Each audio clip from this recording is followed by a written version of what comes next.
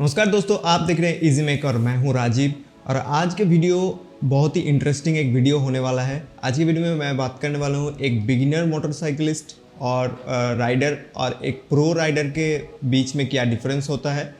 दोस्तों, हम लोग हमारे ज़िंदगी के कभी ना कभी एक बिगिनर्स होते हैं। जब हम पहला बाइक खरीदते हैं तब हम बिगिनर्स रहते हैं और उसके बाद ओवर टाइम हमारे थोड़ा थोड़ा नॉलेज और एक्सपीरियंस गैदर होने के बाद हम लोग थोड़ा थोड़ा करके एक प्रो बाइकर की तरफ अप्रोच करते हैं। और शायद कुछ लोग बिगिनर्स ही रह जाते हैं, कभी प्रो नहीं बन पाते हैं। तो आज के वीडियो में मैं बात करने वाला हूँ कि कौन सा पॉइंट्स ऐसा है जो हम लोगों को पहले से ठीक कर लेना चाहिए, जो हमें प्रो बाइकर बनने में मदद करेगा। तो चलिए शुरू करते हैं।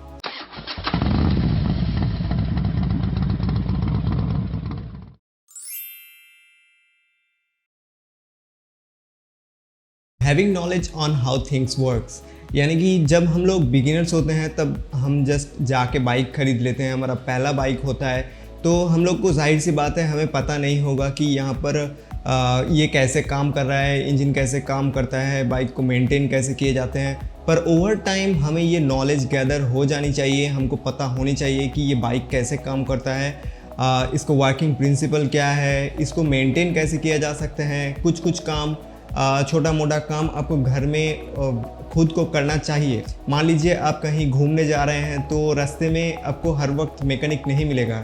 मान लीजिए कहीं एक बार आपको कोई इमरजेंसी प्रॉब्लम आ गया तो ऐसा नॉलेज आपको होना चाहिए कि वो प्रॉब्लम से आप वहाँ से निकल पाएँ।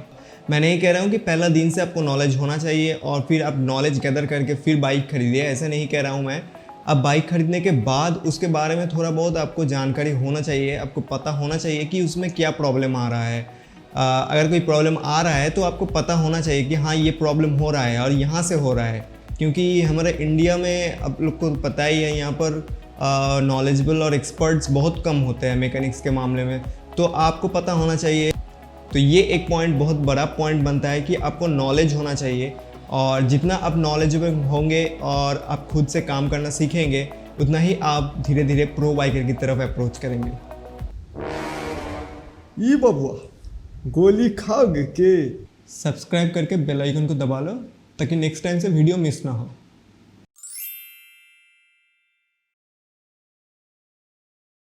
The next point is being passionate about your bike.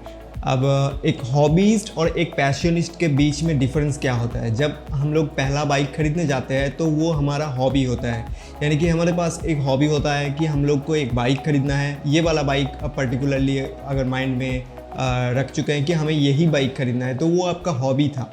अब आप बाइक खरीद लिए हैं, अभी बाइक में आप कुछ मॉडिफिकेशंस करेंगे, खरीदने के बाद ही आपको कुछ नया नया ख्याल आ सकता है, तो वो सारे चीज़ हॉबी के अंदर पड़ता है। अभी मान लीजिए आपके पास वो बाइक 10 साल है और फिर भी आप उसे उतना ही प्यार करते हैं जितना आप पहला दिन करते थे, तो ये आपका पैशन होता है।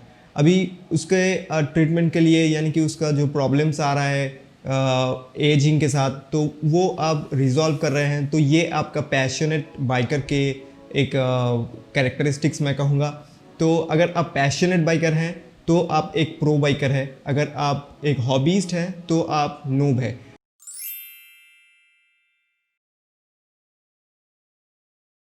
अभी investing in riding gears pro biker होने का एक बहुत बड़ा स्टेप निभाता है। अभी यहाँ पर जो नूब होगा और बिगिनर्स होगा वो कभी राइडिंग गियर्स में इन्वेस्ट नहीं करेगा। मैं यहाँ पर 90% लोगों की बात कर रहा हूँ। 10% जो होगा उसके पास तो बहुत पैसा होगा, तो वो बाइक खरीदने के साथ ही शायद जैकेट, बूट, ग्लव्स, हेलमेट सभी महंगा ले लेगा। उसके बाद नहीं कर रहा हूँ मैं। यहाँ पर 90% इंडियंस जो होगा वो बाइक खरीदने के साथ ये सारी चीज़ में इन्वेस्ट नहीं करता है। अभी हम लोग जब पहला बाइक खरीदते हैं, जाहिर सी बात है हमें भी इन्वेस्ट करने की कोई मोटिवेशन होता नहीं है। हमें पता भी नहीं होता है कि राइडिंग गियर्स का फंक्शनलिटी क्या है, वो कितना इंपॉर्टेंट है एक बाइकर की ज़िंदगी में। तो ओवर टाइम हमें ये नॉलेज होता है और एक्सपीरियंस के साथ आपको ये जानना होता है कि भाई राइडिंग गियर्स जो है वो बहुत ही इंपॉर्टेंट है। आपको 1000 रुपये का हेलमेट से 4000 रुपये के हेलमेट आप क्यों खरीदेंगे? दोनों का ही फंक्शन सेम है, पर जो डिफरेंस है यहाँ पर क्वालिटी में है, आपका प्रोटेक्शन में है। तो ये समझने में आपका थोड़ा टाइम लगता है। अभी मान लीजिए 5-7 साल बाद ही अगर आप ये समझ नहीं पा रहे हैं तो अभी आप एक बिगिनर सी हैं और आप प्रो बाइकर नहीं बन पाए हैं। तो जितना जल्दी आप ये सीख जाएंगे कि राइडिंग गियर्स इंपॉर्टेंट होता है, उतना जल्दी आप एक प्रो बाइकर की तरफ आगे जाएंगे।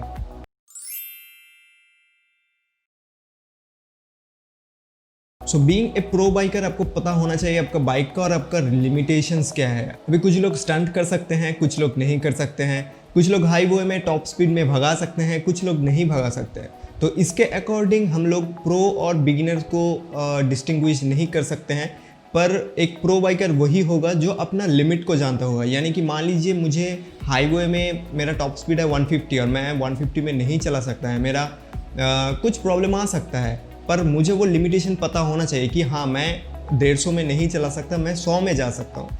तो वो लिमिटेशन जो प्रो बाइकर होगा उसे पता होगा, और जो नूब होगा यानी कि बिगिनर होगा उसे पता नहीं होगा कि उसका कॉन्सिक्वेंसेस क्या हो सकता है। अगर मैं उतना स्पीड में खुद को कंट्रोल नहीं कर सकता तो मुझे नहीं चलाना है उतना स्पीड में। ये लिमिटेशंस है, आपका खुद का लिमिटेशंस, और ये आपको पता होना चाहिए। और आपका बाइक के भी कुछ लिमिटेशंस होते हैं। मान लीजिए आपके पास एक 100 सीसी का बाइक है, तो आपको पता होना चाहिए कि उस बाइक का कुछ लिमिटेशंस है। उस बाइक को लेके आप कॉर्नरिंग नहीं कर सकते हैं, ठीक है।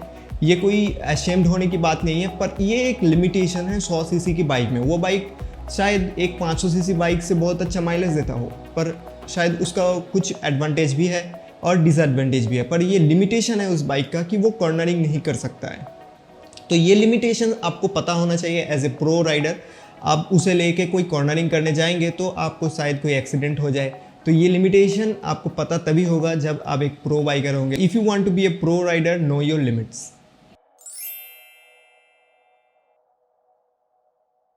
तो last but not the least is being responsible and being sensible also. तो यहाँ पर आपको रिस्पॉन्सिबिलिटी हर वक्त निभाना है। एक प्रो बाइकर जो होगा वो हर वक्त रिस्पॉन्सिबल होगा। यहाँ पर जब हम घर से निकलते हैं तो हम लोग को घर वालों की तरफ हमारे खुद की रिस्पॉन्सिबिलिटी हमारे ऊपर है, और बाहर जो वो रास्ते पे निकले हैं उसके लिए भी हमें रिस्पॉन्सिबल होना है। अभी एक प्रो बाइकर जो होगा उसका सिक्स्थ सेंस जो है वो बहुत अच्छी डेवलप हो जाएगा। यानी कि उसे पता चल जाएगा कि सामने वाले बंदा क्या करने वाला है। आपको एक रास्ते पे कुछ सर्टेन कंडीशंस में क्या करना चाहिए और क्या नहीं करना चाहिए। तो ये सारे चीज़ आपको ओवर टाइम गैदर होता है। ये नॉलेज जो है, ये सेंस जो है, ये क्रिएट होने में थोड़ा टाइम लगता है, पर ये हो जाता है, उतना प्रॉब्लम नहीं होता है। पर यही डिफरेंशिएट करता है एक प्रो बाइकर को एक नूब बाइकर से और एक बिगिनर राइडर से, क्योंकि ये जो सिक्स्थ सेंस है ये आपको बहुत ज़्यादा हेल्प करेगा आपके बाइकर के ज़िंदगी में। अभी कुछ ही सिचुएशंस ऐसे होंगे जहाँ पर कुछ लोग पैनिक कर जाएंगे और कुछ लोग पैनिक नहीं करेंगे। तो मान लीजिए कोई अचानक से आपके सामने आ गया, तो आप क्या पैनिक करके ब्रेक कर देंगे या फिर कुछ क्लेवर डिसीजंस लेंगे कि वो जिस तरफ जा रहा है उसके ऑपोजिट साइड में आप गाड़ी ले लेंगे। वे डिफ़िकल्ट सिचुएशंस में डिसीजंस लेना एक प्रो बाइकर के लिए बहुत आसान होगा, जहाँ पर एक बिगिनर जो होगा वो पैनिक कर जाएगा।